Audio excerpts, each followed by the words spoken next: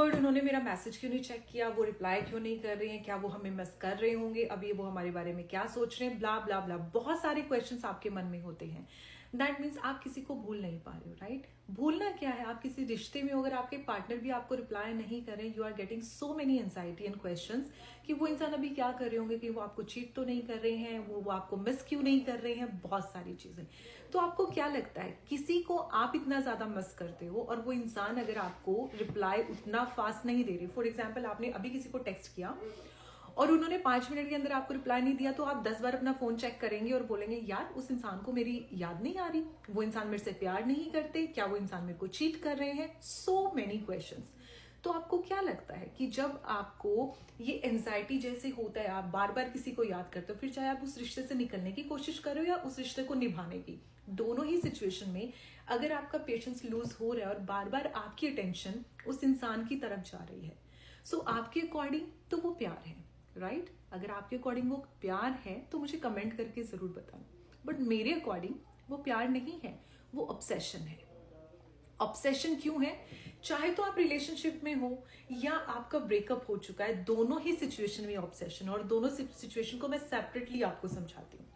For example, already आप relationship में हो, ठीक है, आपने अपने पार्टनर को मैसेज किया, आपके पार्टनर ने रिस्पॉन्ड नहीं किया, टेक्स्ट बैक नहीं किया, कॉल बैक नहीं किया, और आपको एंजाइटी बढ़ती जाती है 5 मिनट, 10 मिनट, 15 मिनट, आधा घंटा, 1 घंटा, oh god, you go crazy, right? आपकी एंजाइटी इतनी बढ़ जाती है कि यार उस इंसान को 1 मिनट का टाइम नहीं है मेरे लिए, वो इंसान मुझे प्यार करते भी है नहीं, वो इंसान कहाँ बिजी है, चीट तो नहीं कर रहे हैं।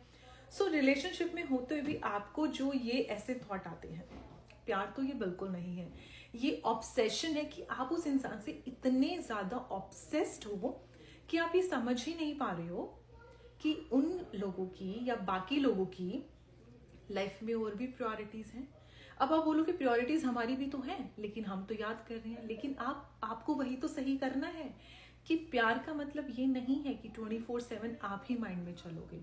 प्यार का मतलब ये है कि सामने वाला इंसान आपके साथ रिलैक्स फील करे, चिल फील करे, फ्री फील करे, उनको सफोकेट ना हो कि यार मैसेज आ गया, अगर मैंने अभी जवाब नहीं दिया तो लड़ाई हो जाएगी, वो गलत सोच लेंगे, फिर आर्ग्यूमेंट हो जाएंगे, ट्रस्ट इश्यूज हो जाएंगे। This is not love, this is obsession. आप उस इंसान से इतने ज्यादा ऑब्सेस्ड हो कि ना तो आप अपनी जिंदगी में आगे बढ़ पा रहे हो, ना ग्रोथ कर पा रहे हो। और आप देख लेना, जो लोग ऐसे करते हैं ना, वो लाइफ में और कुछ नहीं करते हैं, वो सिर्फ इस रिलेशनशिप को सॉर्ट करने में, उनको याद करने में, मिस करने में, उनके साथ आर्ग्यू करने में ही अपना टाइम निकालते हैं, बाकी उनका किसी चीज पे फोकस नहीं होता।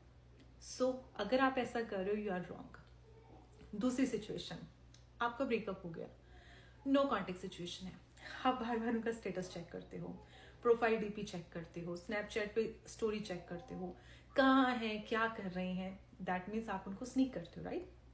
और फिर आप सोचते हो वो इंसान मेरे को ऐसे करता होगा, वो इंसान मुझे चेक करता होगा, वो इंसान मेरे बारे में किसी से पूछता होगा, ये सब। और फिर आपको लगता है कि यार इतने दिन हो गए ना उस इंसान ने फोन किया, ना मैसेज किया, क्या वो इंसान हमें प्यार करते भी हैं, या क्या कभी उन्होंने प्यार किया भी था? जो कुछ भी हमारे रिश्ता, क्या वो सब फेक था, ड्रामा था? ये सब क्वेश्चन आपके मन में आते हैं। तो जब आपका ब्रेकअप हो गया है, रीजंस कोई भी हो सकता है, miscommunication, cheat, third party, anything. But जब आप लोग टॉकिंग टर्म्स में नहीं हो, अब हो सकता है वो इंसान तो अपनी लाइफ में आगे बढ़ गए हो, बिजी हो, लेकिन आप स्टिल उन्हें ही सोचे जा रहे हो, that means again you are obsessed. Why you are obsessed? Because आपने अपनी जिंदगी को ऐसा बना लिया कि बाकी कुछ करने को रहा ही नहीं, और आपको ये लगता है इससे बेटर आपको मिलेगा नहीं। आपने अपनी वर्थ भी खुद ही डिसाइड कर लिया कि आप इतने में ही कॉम्प्रोमाइज करो, यही आपके लिए बेस्ट है। सो ऑब्सेशन वहां भी है और ऑब्सेशन वहां भी है, जो धीरे धीरे टर्न होती है एंजाइटी में, स्ट्रेस में, डिप्रेशन में।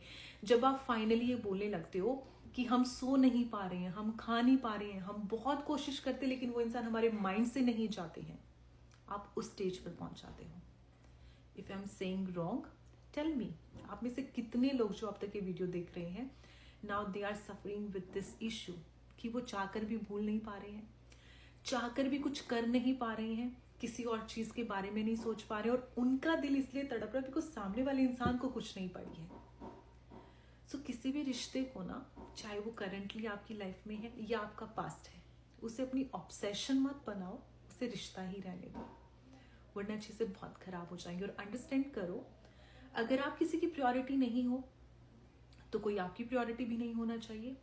और अगर कोई आपको रिप्लाई नहीं दे रहा, उसका सिर्फ एक ही मतलब नहीं है कि आप उसकी प्रायोरिटी नहीं हो। उसका ये भी मतलब हो सकता है कि सामने वाला इंसान सच में बिजी हो, करियर ओरिएंटेड हो, या सामने वाले इंसान को आपके साथ इतना इजी फील होता हो कि आप उनके लिए बाउंडेशन नहीं हो, कंपल्शन नहीं हो कि मैसेज आ गया तो अभी रिप्लाई करना है।